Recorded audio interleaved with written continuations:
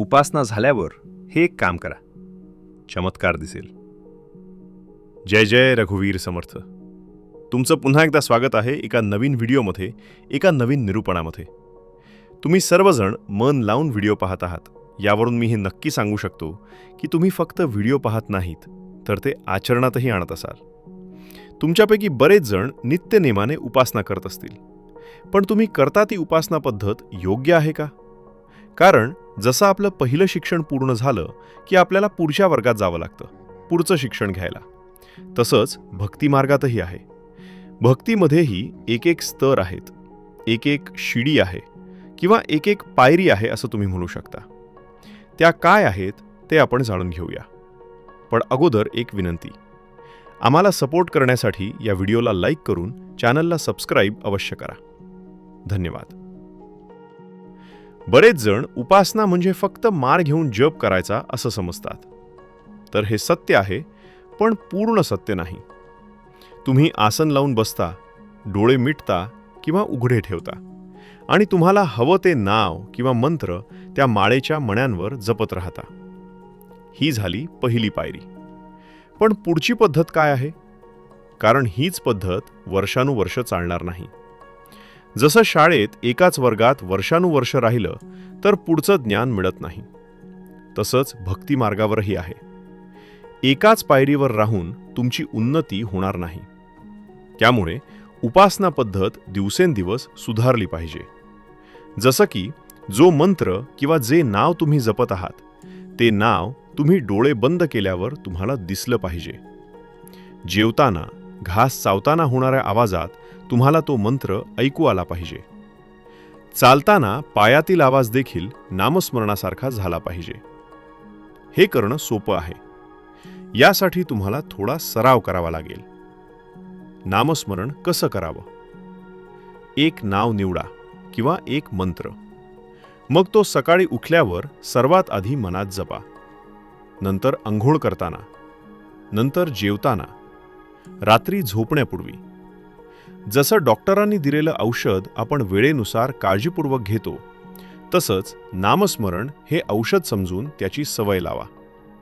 थोड्या दिवसातच तुम्हाला ही सवय लागेल आणि मग उपासना आणि नामस्मरण करण्यासाठी हातात मार घेऊन बसण्याची गरज नाही. तुम्ही बसल्या जागी, चालताना, जेवताना, झोपेत, काम करताना आणि श्वास घेतानाही आपोआप नामस्मरण होईल. काही लोक म्हणतील की आम्ही जॉब करतो, असं केलं तर लोक हसतील. तर असं नाव निवडा जे जपत असताना कोणालाही कळणार नाही. जसं राम नाव जपायला तोंड उघडावं लागतं आणि बंद करावं लागतं, ते केलं तर लोक वेडे समजतील. पण त्याच ठिकाणी हरी हे नाव जपलं तर फक्त जिभेची हालचाल होते, ओठांची नाही. त्यामुळे कोणालाही कळणार नाही. कोणतंही नाव जपलं तरी फळ सारखंच आहे आणि पुण्यही सारखंच मिळतं. म्हणून ही पद्धत एकदा आचरणात आणा. यामुळे तुमचे खूप प्रश्न सुटतील. तुमचं कामही थांबणार नाही आणि भक्तीही चालू राहील. यासाठी तुम्ही बाजारात मिळणारे टॅली काउंटर वापरू शकता किंवा मोबाईलमध्येही अनेक ॲप्स आहेत.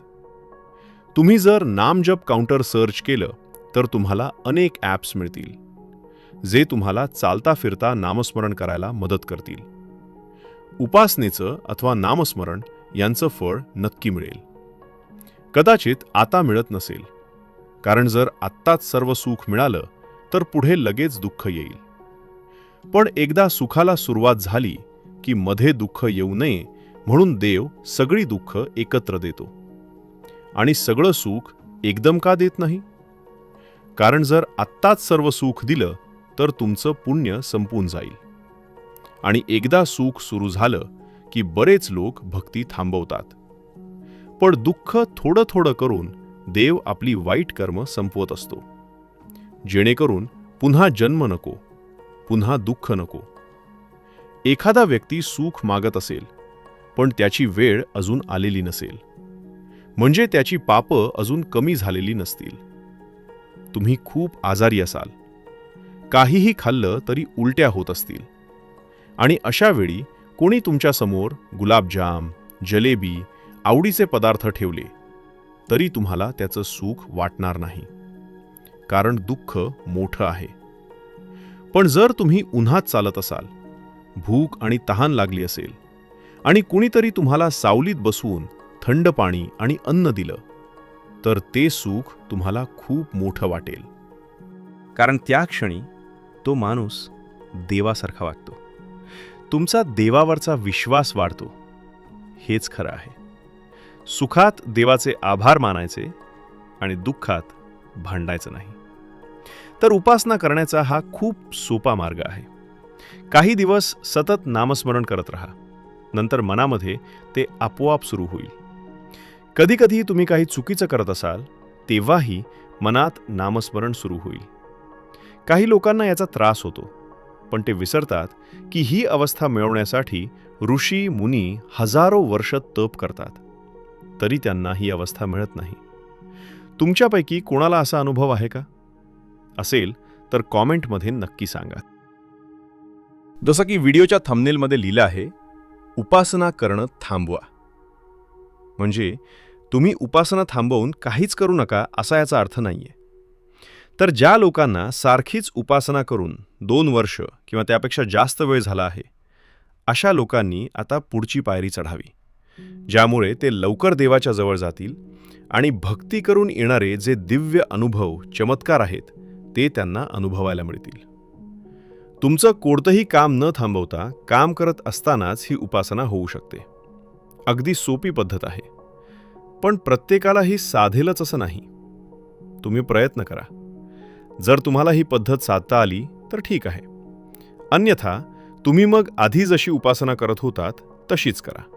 म्हणजे तुम्हाला आहे त्या वर्गातच अजून उपासना अभ्यास करावा लागेल. तेव्हा कुठे तुम्ही दुसऱ्या वर्गात जाल. जसं शाळेत असतं की वर्षभर अभ्यास केला आणि शेवटी वार्षिक परीक्षेला बसता, आणि त्यात जर नापास झालात तर पुन्हा आहे त्या वर्गातच राहावं लागतं आणि जो अभ्यासक्रम आहे त्याचा नीट अभ्यास करावा लागतो, म्हणजे पुढच्या परीक्षेला पास होता येईल. चांगली टक्केवारी नाही मिळाली तरी चालेल, काठावर पास असलं तरी पुढच्या वर्गात जाता येतं. म्हणजे अगदी पूर्ण दिवस नामस्मरण आपोआप नाही चाललं. अर्धा दिवस किंवा 1 ते 2 तास जरी मनातल्या मनात नामस्मरण चाललं तरी तुम्ही काठावर पास आहात आणि पुढची पायरी चढू शकता. आशा आहे हे सोप्या भाषेतील निरूपण तुम्हाला समजलं असेल. जर काही शंका असेल किंवा काही समजलं नसेल तर कमेंटमध्ये विचारा. भेटू पुन्हा इथेच. श्री राम समर्थ.